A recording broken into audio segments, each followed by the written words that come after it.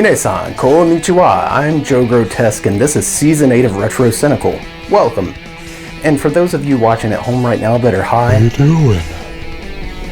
How you doing? So today we're going to be talking about something very near and dear to my heart, and that's Fist of the North Star, or Hakatonoken in Japan. More specifically, we're going to be talking about the Fist of the North Star game for the Nintendo Entertainment System.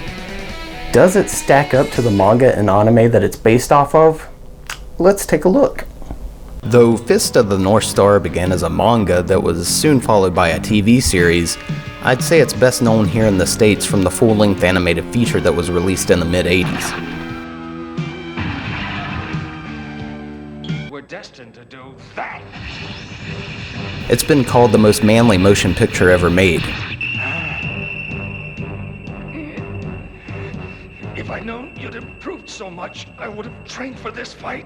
I don't want to hurt you, Shin, but you've left me no choice. And gosh, does it have a rockin' soundtrack. Hey, did you know that the Japanese title actually translates to Fist of the Northern Ladle? Soup's on.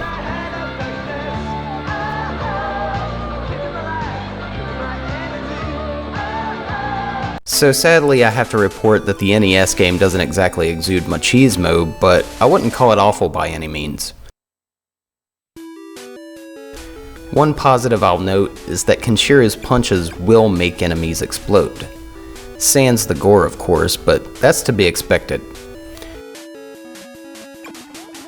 Enemies come at you much like the foes in Kung Fu, which gives the gameplay some note of familiarity.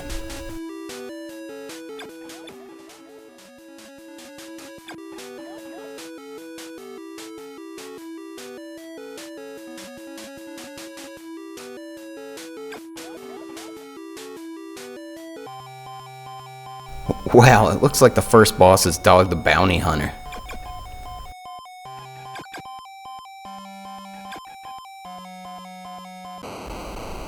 The controls are responsive, so there's no complaints there. However, the music could be a little better. Though the tracks are catchy, they're essentially 10-second bars that run in continuous loops, so they get kinda old after a minute or so.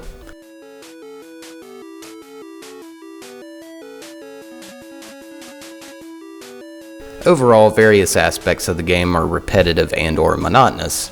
That being said, I can't help but think it's kinda cool that this game was released in the States in 1989, seeing it's based off of something so incredibly brutal that most kids were unfamiliar with it.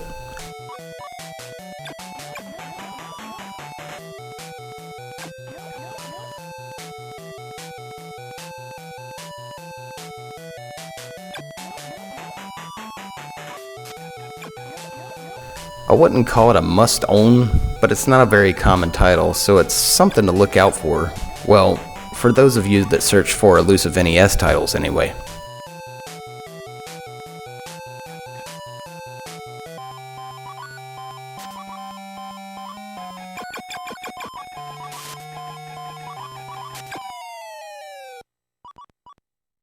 Thank you guys so much for watching. I really missed you guys. It's great to be back.